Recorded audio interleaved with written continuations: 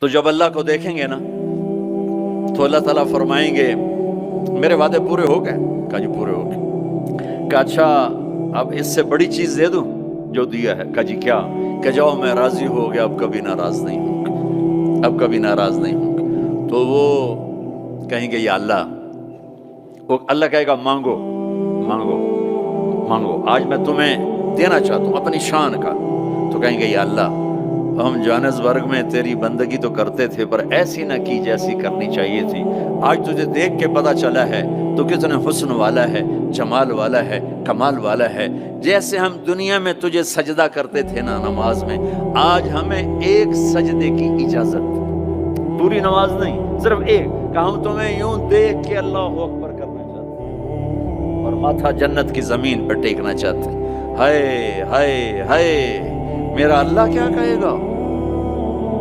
میرا اللہ کہے گا میرے بندو جوہانسبرگ میں تم میرے بندے تھے، میں تمہارا مالک تھا، میں لارڈ تھا، تم سلیو تھے، میں مالک تھا، تم غلام تھے، تمہارے ذمہ میری عبادت تھی، تم جنت میں آ گئے ہو، میں تمہارا ہوسٹ ہوں، میں تمہارا میزبان ہوں، تم میرے مہمان ہو، اور مہمان سے کام نہیں لیا جاتا، کوئی سجدہ نہیں، جاؤ مزے کرو، ایک سجدہ بھی نہیں کرنے دے گا، ایک سجدہ۔